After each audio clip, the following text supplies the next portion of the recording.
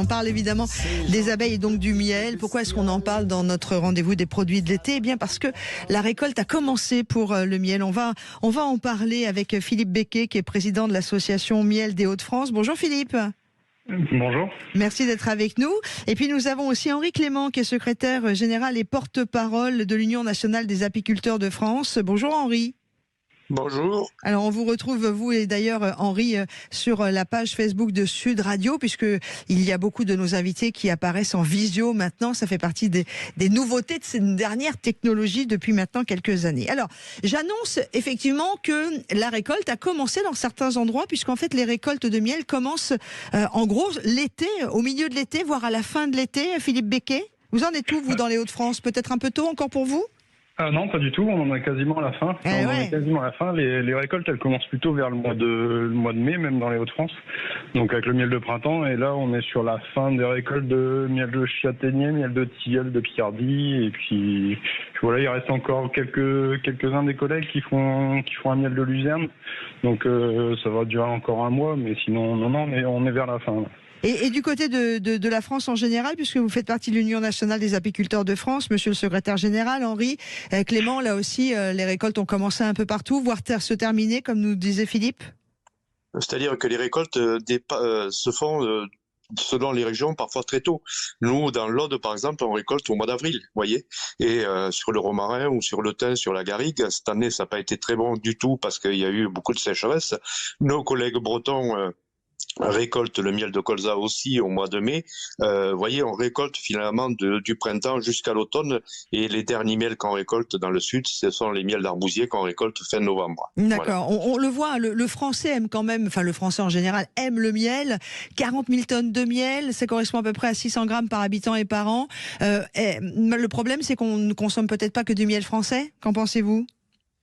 C'est-à-dire qu'en fait, la production française a fortement chuté depuis 25-30 ans.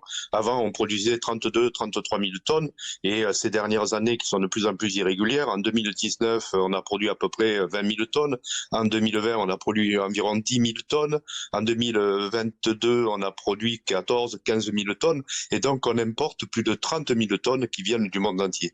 Et alors ça, c'est important de le préciser, parce que ce miel qui vient du monde entier, y a-t-il vraiment que du miel ? Où on avait vu, il y a eu quand même quelques affaires autour d'un faux miel fait à base de sucre seulement ?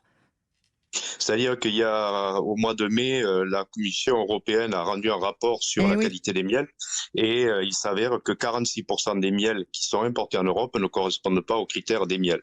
Ce sont des miels qui sont falsifiés, qui sont faits à partir de sucre avec des pollens, des miels artificiels, et c'est une concurrence déloyale pour les apiculteurs, parce que ce sont des miels qui arrivent à des prix en dessous des coûts de revient de nos miels, et qui trompent le consommateur, parce que ce ne sont pas des miels. Le miel, c'est toute une richesse avec, bien sûr, des sucres différents, des oligo-éléments, des flavonoïdes, etc.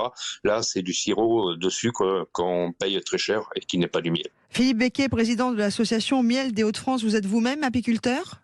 Oui, tout à fait, apiculteur professionnel, oui. Par rapport à ce que vient de nous dire Henri Clément, vous qui êtes aux frontières, parce que les Hauts-de-France, on est carrément sur la frontière du nord de l'Europe, vous avez aussi ces problématiques, j'imagine, de vente ou de produits illicites ?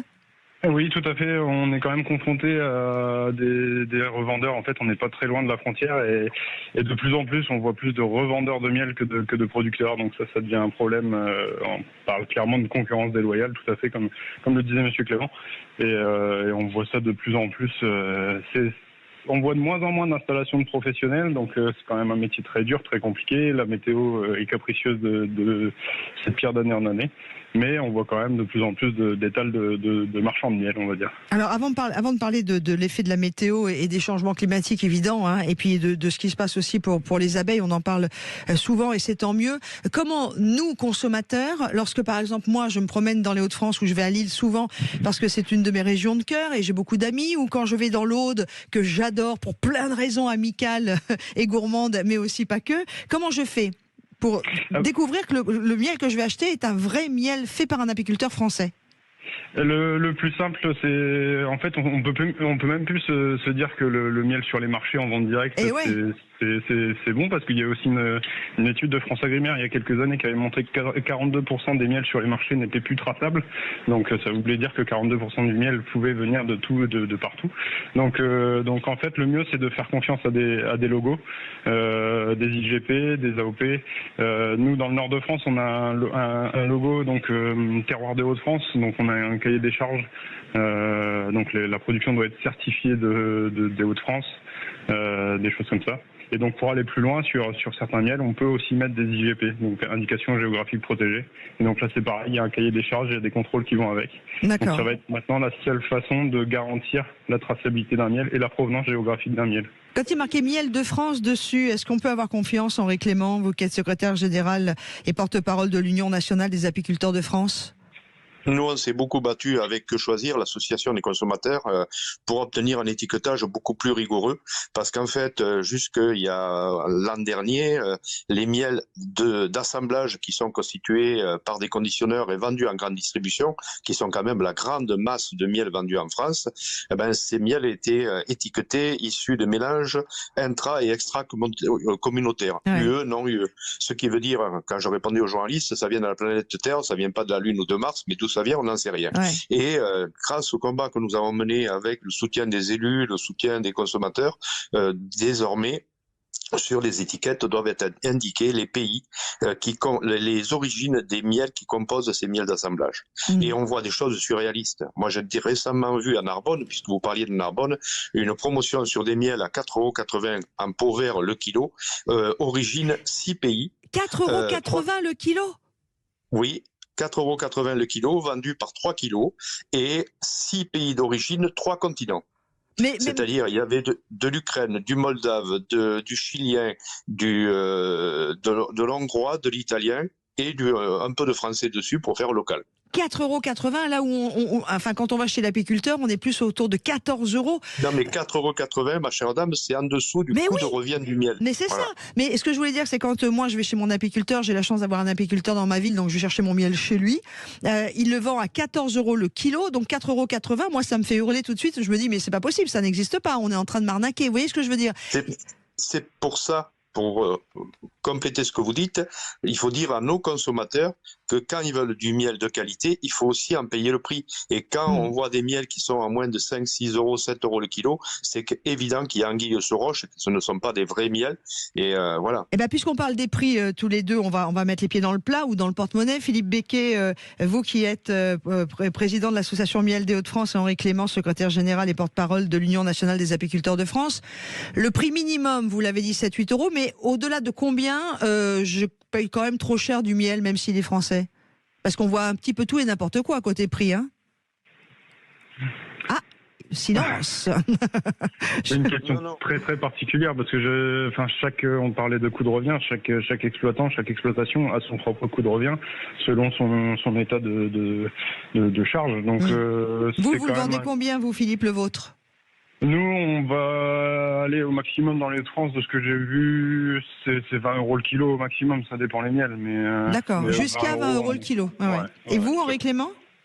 Oui, mais je partage, c'est-à-dire que les miels entre 18 et 20 € le kilo, c'est en fonction du conditionnement, c'est-à-dire des pots de 350, 500, etc. Si on les ramène au kilo, autour de 20 € le kilo, c'est un tarif normal. Voilà. Très bien. Maintenant, parlons de la météo et des conséquences sur les abeilles. On a eu toute cette réalité des abeilles qui mouraient à cause des traitements. On en est où aujourd'hui et le climat a dû changer la donne aussi. Je ne sais pas, c'est peut-être juste une sensation, mais cet été, là, jusqu'à ce qu'il commence à pleuvoir sur la partie nord, où on était quand même très en sécheresse. Moi, je voyais des abeilles tomber sur ma terrasse, entre guillemets. J'exagère le trait exceptionnellement. Est-ce que le manque d'eau les a tuées aussi cette année ? C'est-à-dire qu'en fait, si vous préférez, les abeilles qui sont sur Terre depuis 80 millions d'années, bien avant l'être humain, elles sont aujourd'hui confrontées à des difficultés multiples et extrêmement graves. Il y a bien sûr les pesticides, qui sont la première des causes, il y a le varroa, il y a le frelon asiatique, et il y a aussi, et pour moi qui suis maintenant un apiculteur en fin de carrière, le plus grand défi, c'est l'adaptation au bouleversement climatique. C'est-à-dire que nous, dans le sud, qui sommes une grande région de production de miel, comme le pourtour méditerranéen, rien. On est confronté à des canicules, à des sécheresses, à des gelées tardives qui sont extrêmement préjudiciables à la production de miel. Et chez nous, ça devient compliqué d'être apiculteur professionnel en raison de ces récoltes qui sont de plus en plus capricieuses, imprévisibles et difficiles. Voilà. Mais est-ce que du coup, Philippe Becquet, vous qui êtes dans les Hauts-de-France et qui êtes aussi touché maintenant par ce changement climatique, vous voyez l'effet sur les abeilles et quel est-il ? Clairement, nous, on passe. C'est peut-être moins violent que ce qu'on peut voir dans le sud de la France, mais des gelées tardives, des sécheresses, on en a aussi. Après, on a la chance que cette année, nous, on n'a pas eu de grosses températures, donc on le voit vraiment. C'est clairement, on passe d'une excellente année à une année absolument médiocre. Donc c'est des phénomènes assez extrêmes. Donc on passe du pire au meilleur. Mais l'abeille peut mourir de ce changement climatique, de la sécheresse ou de la canicule ? De la canicule, de la sécheresse, oui, en manque d'eau. Après, on a quand même l'avantage, le nord de France, on a quand même de l'eau assez partout, on est assez marécageux. Non, mais on a beaucoup de marais. Et vous avez des moustiques aussi, on n'en parle pas assez, mais Lille, qui est une ville mettre sur des marécages, il y en a du moustique. Hein. Il y a du moustique, mais ça veut dire qu'il y a de l'eau à côté, donc c'est une chance aussi, les abeilles peuvent s'abreuver quand même assez facilement. Donc on n'est pas aussi extrême que dans le sud, on n'a pas d'aridité comme dans le sud, ça peut être une année exceptionnelle ou comme l'année dernière où vraiment les pelouses sont grillées ou des choses comme ça, mais cette année c'est pas du tout le cas. Donc non, on est à extrême, mais moins marqué que le sud de la France. Bon, et pour conclure tous les deux, la récolte 2023, elle va être comment ? Elle est plutôt bien commencée, vous me l'avez dit, elle est belle ? C'est trop tôt pour pouvoir faire un bilan. Il semblerait, avec les échos que nous avons sur les différentes mielées, qu'elles soient moyennes à médiocres, médiocres à moyennes dans l'ensemble, en tout cas dans le sud. Et comme le disait mon collègue, effectivement, le sud maintenant c'est de plus en plus compliqué. Le nord c'est quand même beaucoup plus favorable en règle générale. On l'a vu l'an dernier où la coupure entre les deux était extrêmement claire.